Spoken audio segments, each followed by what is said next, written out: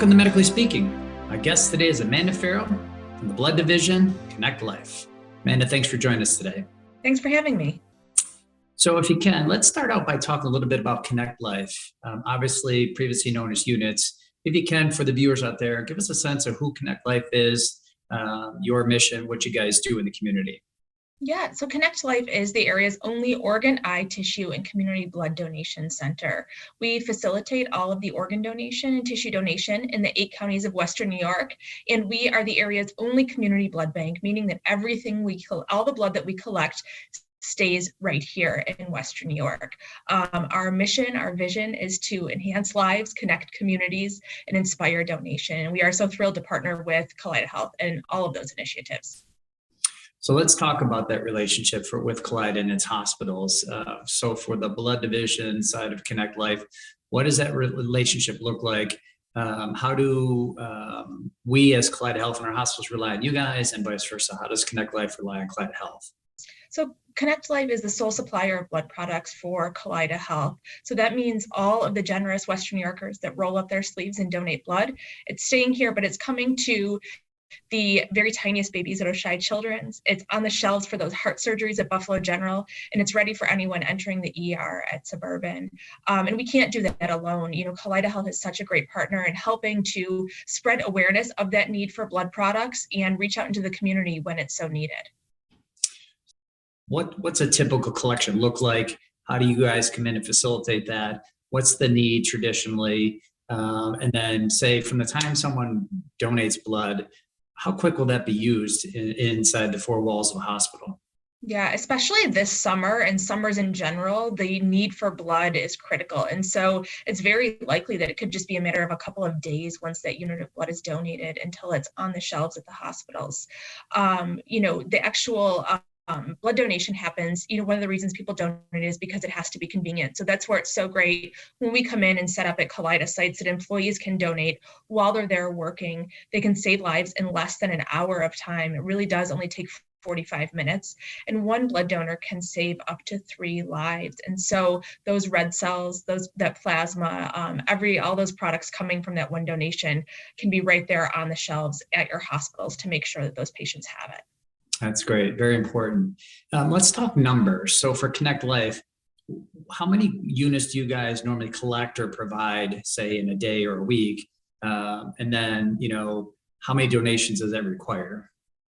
So ConnectLife supplies about 35,000 units of blood annually to Western New York hospitals. That's a huge number. In addition, it's about 4,500 platelets. So really, we need probably close to 40,000 people rolling up their sleeves, coming in our doors, coming to blood drives throughout the year. There's no substitute for human blood, and it only has a shelf life of 42 days. So that means we need donors and blood drives in a constant stream to make sure that that's available throughout the year. So that 35,000 units is a tremendous number. Pretty remarkable seeing that you guys only started doing this 10, 15 years ago. Yep, 15 years ago, in 2007, June of 2007, we collected our very first unit of blood. We now supply hospitals as far north as Niagara Falls, as far south down into Olean and Bradford. And we even are able to, because of the generosity of Western New Yorkers, even able to help to supply other hospitals in the area and over into Rochester when there's a great need. And we're so excited. This summer, we just announced that we are launching a partnership with Mercy Flight. So now it's not just those patients in the hospitals. We are able to provide those blood products for those very critical patients before they even enter the hospitals. So that's a good segue for us. You mentioned, especially in the summertime, I put that in quotes, and they mentioned Mercy Flight. Unfortunately, summertime in Buffalo is known as trauma season. What does that do for you guys as ConnectLife? How does that impact you guys? It has a significant impact. So one person entering the ER who's has excessive bleeding, they may receive a mass transfusion. What that means is there's 6 units of O-type red cells. There's 2 units of plasma and 1 unit of platelets in there. Just a couple of weekends ago, there was a patient where they went through 4 of those. And so what that means is one patient could entirely wipe out the blood supply for the region within a day. Wow. Let's start with the process itself. What does it take to give blood, and what are the benefits and risks for someone who's willing to do that? So donating blood is safe and it's relatively pain-free. We ask that donors feel healthy and well, and actually most people are able to donate, just very few do. There's been a lot of changes in the deferral criteria.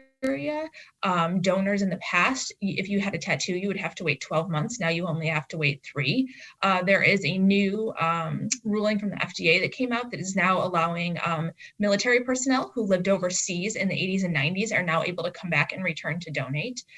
So there's many more reasons that people are able to donate than not. But the actual process is once donors come in, they complete a short health history. We then check their pulse, blood pressure, temperature, and iron because we want to make sure it's safe for that donor to donate. And then the actual time in the chair, the blood draw, really only takes less than 10 minutes, and you're on to juice and cookies. So for a very short time and a slight amount of discomfort, you are literally saving lives. And there's patients in Kaleida hospitals waiting for you to say yes and roll up your sleeves. So it's a pretty easy process. So for those who are watching the video who may not have given blood before, if they've done it a long time ago, and they may have had a bad experience, or they still may be apprehensive, what's your message to those out there watching? What's the altruistic reasons for giving blood?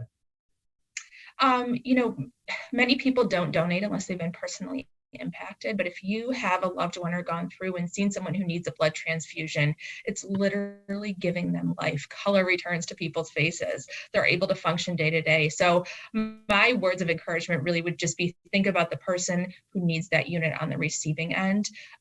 Just because you may have had a bad experience in the past, I will say our staff is wonderful and caring, and will take very good care of you. And again, just a slight amount of discomfort and you're saving a life. So for individuals or special groups who you guys may not be associated with just yet, can they host blood drives? How do they get connected with you guys? A lot of our businesses still work remotely, so we're always looking for community organizations.